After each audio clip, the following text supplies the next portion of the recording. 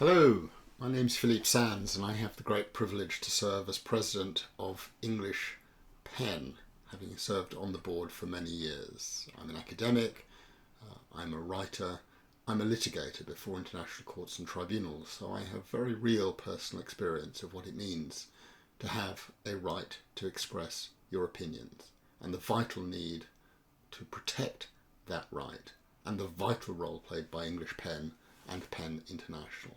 It's an incredible joy to celebrate the centenary of English Pen and Pen International, founded in 1921 in London, one of the world's first non-governmental organisations and amongst the first international bodies in the world to advocate for the protection of the human rights of all human beings. English Pen was the founding centre of Pen International, which is today a worldwide association of writers and novelists and journalists and bloggers and poets and singers, everyone who puts words to paper or expresses them by other means. More than 145 centres in over 100 countries. What an extraordinary achievement over the past 100 years. English Pen was founded in London in 1921 by a novelist, Catherine Amy Dawson-Scott. She had tremendous support. The first president was John Galsworthy, and other significant members included May Sinclair, Radcliffe Hall, Vera Brittain, Bertrand Russell, E.M. Forster, W.B. Yeats, Joseph Conrad, and of course H.G. Wells, all as founding members.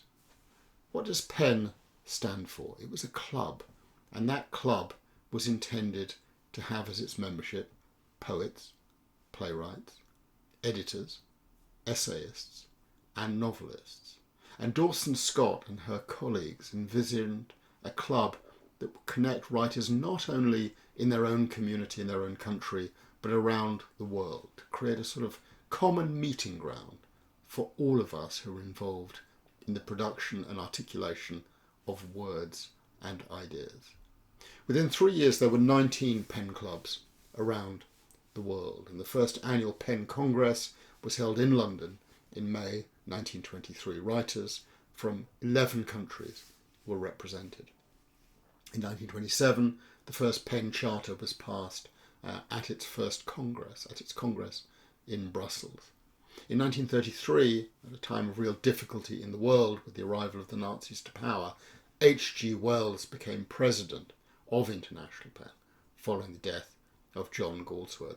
And his first task at Pen's 1933 conference in Dubrovnik, a famous event, was to steer the meeting forward as Nazi members of Pen stormed out. This was the first time that a Pen centre had effectively been thrown out of the international organisation, and there was, of course, momentous fallout.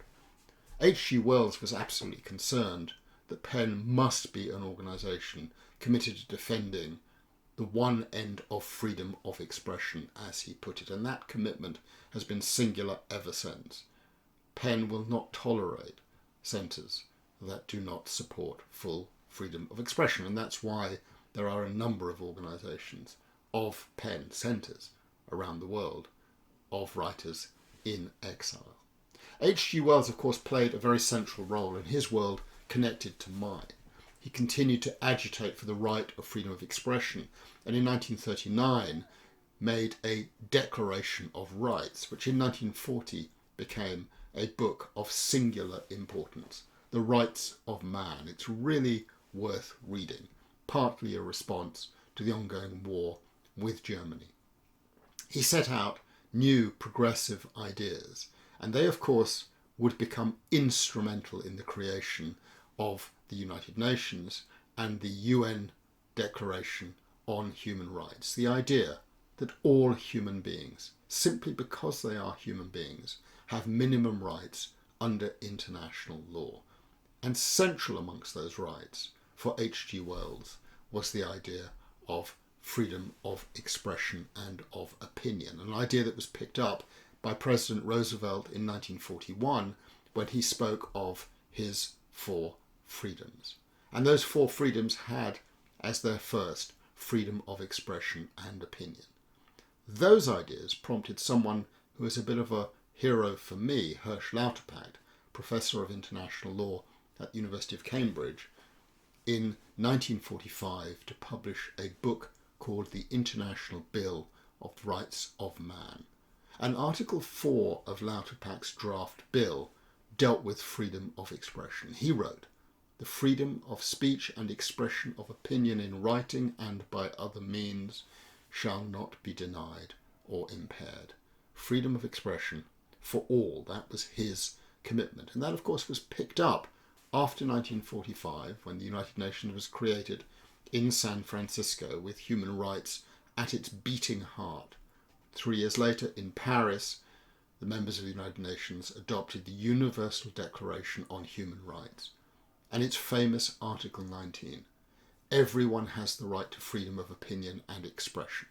This right includes freedom to hold opinions without interference and to seek, receive and impart information and ideas through any media and regardless of frontiers.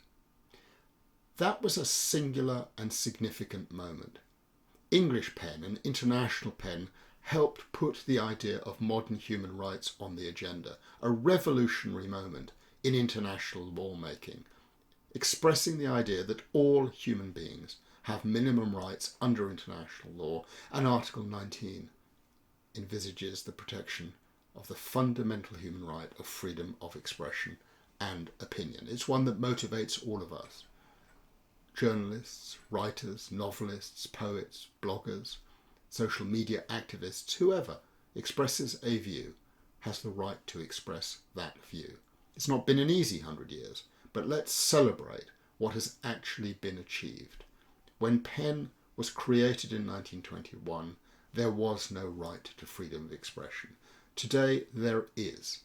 That's not to say it's not without its challenges.